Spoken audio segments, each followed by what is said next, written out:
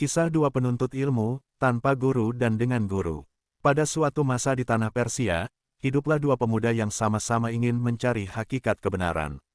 Mereka mendengar tentang jalan sufi, jalan para pencinta Tuhan, dan keduanya bertekad untuk menempuh jalan itu hingga menemukan sang kekasih sejati. Pemuda pertama bernama Bahram. Ia memiliki semangat yang berkobar dan akal yang tajam. Namun, ia berkata dalam hatinya, "Untuk apa aku mencari guru? Bukankah Tuhan telah memberikan akal dan kitab-kitab kepada manusia? Aku akan membaca, merenung, dan menempuh jalan ini sendiri."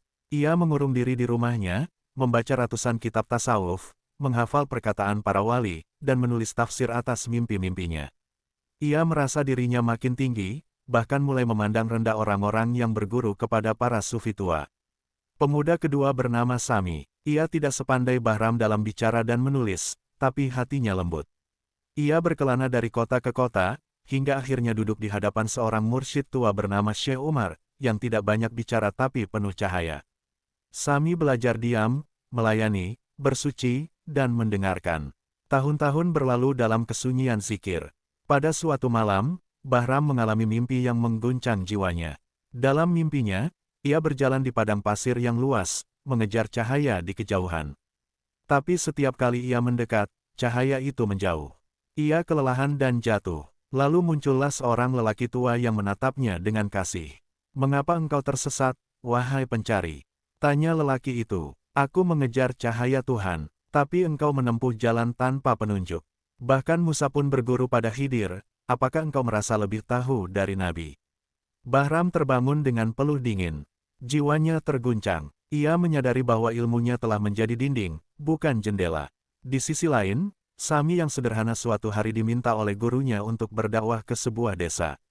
Ia berbicara dengan rendah hati, tidak mengutip banyak kitab, tapi kata-katanya menusuk hati. Wajahnya memancarkan kedamaian. Orang-orang menangis dan bertaubat. Ketika ditanya rahasianya, Sami hanya menjawab, "Aku tidak tahu apa-apa, tapi guruku menunjukkan bahwa jalan menuju Tuhan bukan lewat banyaknya kata, melainkan sirnanya ego." Akhir kisah, Bahram akhirnya mencari Syekh Umar dan duduk bersama Sami di majelis sang guru.